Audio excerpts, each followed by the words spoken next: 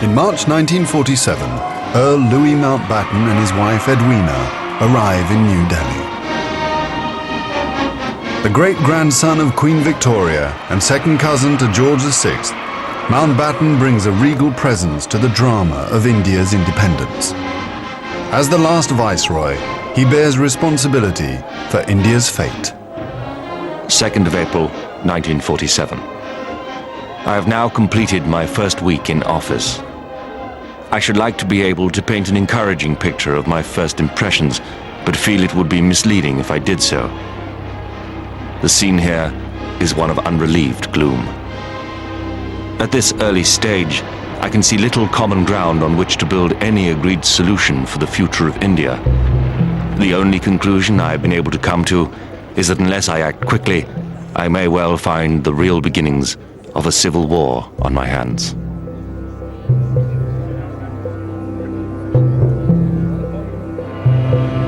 By May, attempts to create a unified India have failed.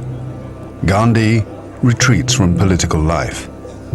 Muhammad Ali Jinnah, leader of the Muslim League, and Jawaharlal Nehru of the Indian National Congress concede to divide India.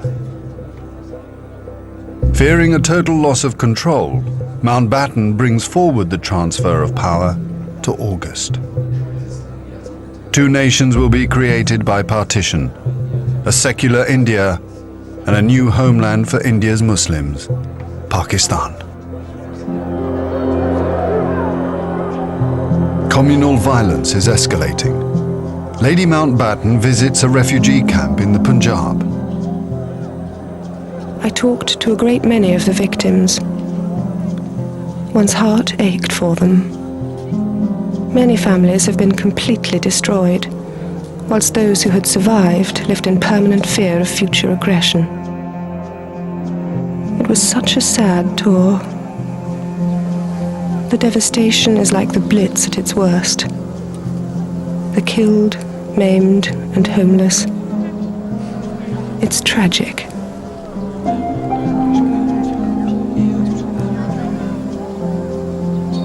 After 250 years in India, Mountbatten has given the British only 73 days to leave.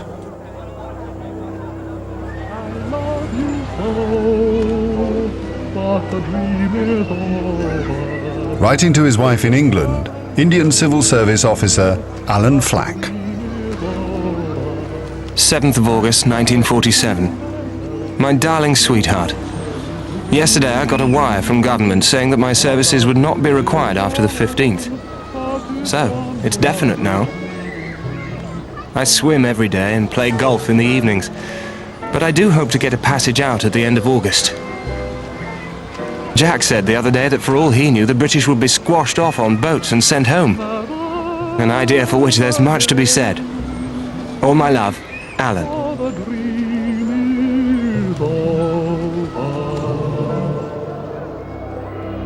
On the eve of independence, Nehru addresses the people of India. Long years ago, we made a tryst with destiny, and now the time comes when we shall redeem our pledge. At the stroke of the midnight hour, when the world sleeps, India will awake to life and freedom.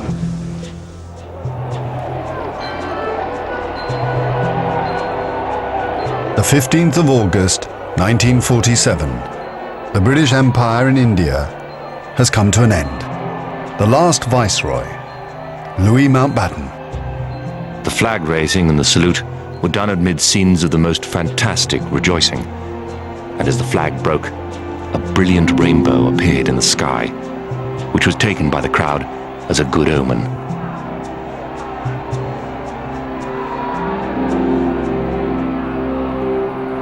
Qasim Muhammad.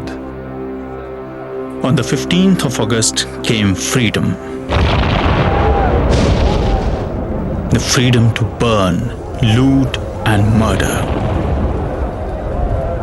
While Delhi and Karachi were celebrating, central Punjab was burning.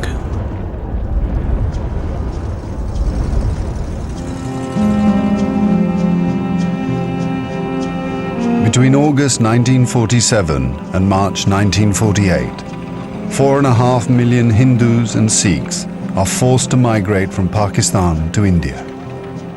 6 million Muslims must move in the opposite direction. Britons and Indians witness the bloodshed. Shahid Ahmed. It is a battleground. People have gone mad. Trains to Pakistan are being looted and occupants slaughtered. We all knew that carnage was in the offing. So did Mountbatten. The British Empire, which tried to build India over centuries, can never live down this great tragedy.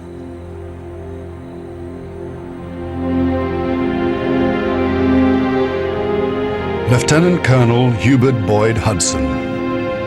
The sight from the air was awe-inspiring. In this chaos, millions of refugees were struggling to get to India or Pakistan. Thousands of others were doing their best to prevent them, murdering them by the hundred. But death is nothing. There are things more terrible than death. The worst atrocities are in the newly divided Punjab. Fleeing refugees are terrified that their women will be raped. Gurmeet Singh. We felt totally helpless. We were completely surrounded. We had no weapons. We took the decision that all the women, our own family, must be killed. First, we killed the young girls with our own hands. Kerosene was poured over them, and they were set on fire. Women and children, where could they have gone? Kulwant Singh. My mother saw my father being killed. They cut him up into 100 pieces. I was trembling. At my feet, there were many bodies. There were fires all around.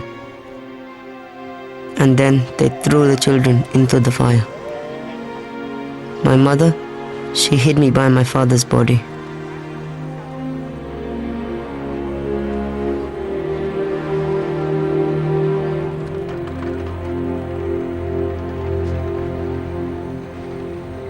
"10 million people are displaced in the partition of India. 1 million are dead."